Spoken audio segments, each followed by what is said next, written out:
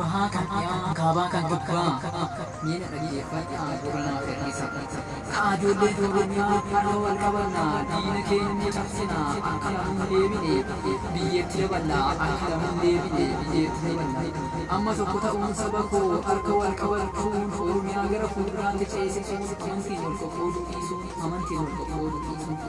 amantiin hafuuraa musliimnis kiristaanis maatii jaalala cimsaa amantiin wal qoqqooduu dhiisaa amantiin agarsiisaa diina keessan qaanessaa diina keessan qaanessaa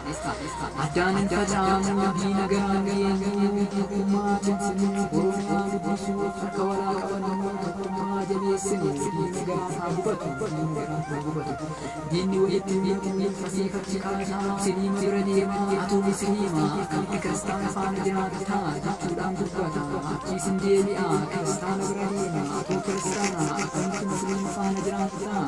jechuudhaan gaaffiisa gaafata Oromoon akka wal qabatu karaa babal'isaa walitti naqee garagaree godhata yaalamni koo jabaadhaa of eegaa tokkummaa fi jaalala cimsaa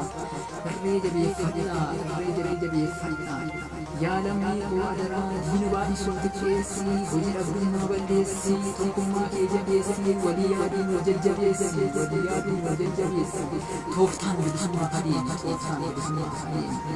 baay'inni keenya akka shawaa galmi waaqayyoo haa ta'u gaara walii galaa eenyutu danda'a kottaan isaa koo walii gallaa mana jaalalaa dhaabuuf waadaa waliif galee jaalalaa babal'ifnaa Oromoon musliimaa Oromoodha Oromoon kiristaanaas Oromoodha nuti maalumaaf dhufnaa har'aa kaafnee jaalalaan mana jaarra hinaafitu garaa bunaa